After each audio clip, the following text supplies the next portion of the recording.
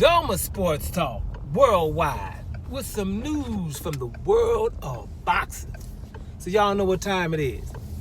You ain't in a rush to get concussed. Let's talk some concussion. You know, when we're talking that heavyweight division, it's some concussion going on. You know what I mean? All the time. Heavyweight division is kind of popping. You know, and it's popping because we're being able to see some all-time greatness in Alexander Usyk, who's been able to take down a lot of guys. And I ain't gonna say everybody's hyped, because heavyweight division, we hype guys. You know, that's what we do. We're hoping we're the ones who discovered the next baddest heavyweight, right? And that's, you know, so go the heavyweight, so goes boxing, right? We all know that. So, you know, it is what it is. But Alexander Usyk coming up from cruiserweight, being undisputed, going to everybody's backyard to do it, then going to heavyweights and duplicate that with guys that are bigger than him and more hyped than he is. Everybody he's beat was more hyped than him. Tyson Fury was way more hyped than him. Anthony Joshua was way more hyped than him, right? Danny Dubois wasn't. But in that second fight, people were thinking Danny Dubois was on a roll, and he was able to handle Danny Dubois convincingly, right? You know, he's fought the guy who's in form, the most informed heavyweight right now would have to be Ward Chisora. He beat Chisora earlier. So, you know, he's just handling his business. You know what I mean? So, and we're getting the opportunity to watch that, which is cool in the heavyweight division. And all the other guys are handling their business too. You know, we got a informed Joseph Parker right now. We got a guy who everybody tries to ignore like they're not seeing what he's doing in Agit Kabayel, right? Everybody seems to try to ignore Agit Kabayel. Mahaba, bro, right? Hey, Agit Kabayel's handling his business too. On a major level, Sheila Shane, that win was ridiculous, right? Makmadov, incredible. And Frank Sanchez, everybody thought Frank Sanchez is the next best thing because, first of all, he's awesome and he's Cuban. He took care of all of that. So all of these things we see in the heavyweight division. But one thing we got to be careful of, especially England. Y'all be careful, man, because, you know, let's not hype somebody too quick. We're all into this Moses Itauma.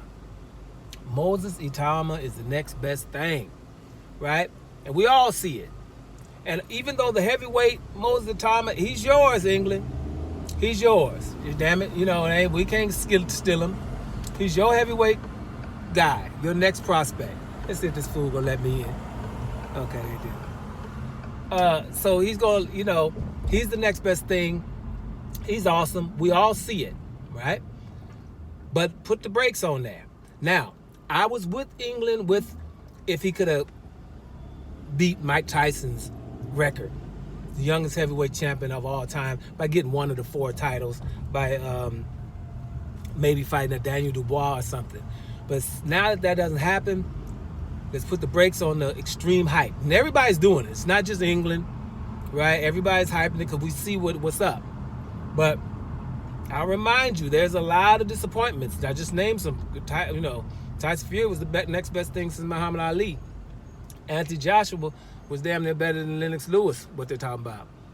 And they unceremoniously got their ass whooped, right? Right? And Tyson Fury, we done seen him, you know, it's all kinds of stuff with him. I don't even want to get into all the, you know, controversy and all of those things. And he's being a big old dude. Tyson Fury been in controversy since John McDermott, but we still hyped him. You know what I'm saying? So things, you can fall quick. Daniel Dubois, bam, fell. We don't even know if he's going to be fighting some more, even though I'm glad he's saying he's coming back. But I'm saying in terms of, you know, the fans, they like, we don't think he's going to be all that now. So put on the brakes with Itauma. I'm going to tell you why. Because, you know, when you could put the expectations too high, then stuff happens. And I'm just going to say this. We got Jared Anderson, the real big baby. Jared Anderson's talented, damn it. You know, super talented.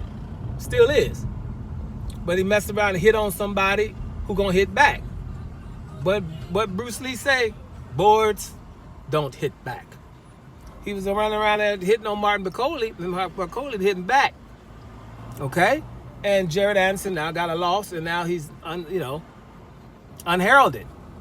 Even though that loss is going to do him good. He'll be all right. Jared Anderson can fight, right? But he was the next best thing, you know? So we got to just slow down on that. Moses Itauma is going to be good But he's gonna mess around, and he can get in a fight where we don't know what's gonna happen when he gets down into the the later rounds, and somebody's in the fight. You got to bite down on that gum shield and persevere.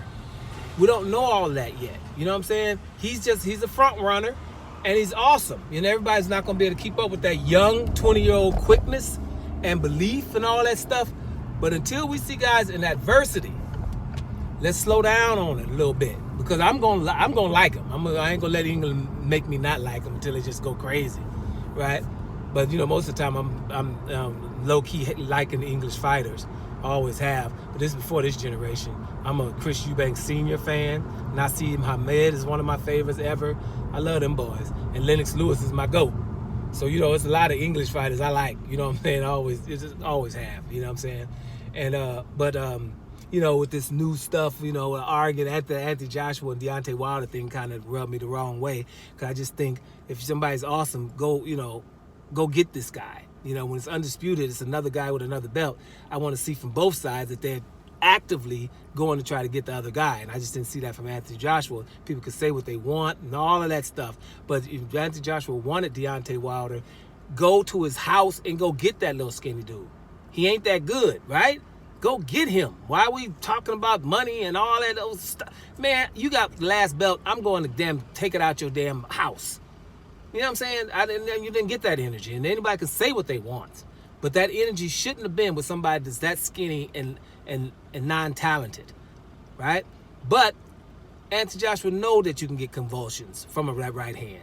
He knows that. And he knows he's chinny. And so why we act like we don't, so 2 and 2 don't make 4? You know what I'm saying? So that kind of irked me. But at the end of the day, that's just a situation that has nothing to do with English fighters, because English fighters and the English fans are my favorites, to be honest. I'm not going to say favorites because I got a lot of American fighters, but I'm saying I ain't never had nothing against English fighters. Just those situations. I ain't going to like Tyson Fury either because I think he's a cheater and a scumbag. But that doesn't mean that I'm not going to like other guys, like Carl Froch. You know what I'm saying? Or something else. Joe Kazagi. I wasn't into Ricky Hatton too much. But, I'm going to like some English fighters. You know what I'm saying? It is what it is. I like Chris Eubanks Jr. Senior anyway, but Junior. Right? Because Junior just got that swag. Not that talented, but got that swag. And a good chin as far as I'm concerned. But anyway, I'll get off key. Bottom line is this.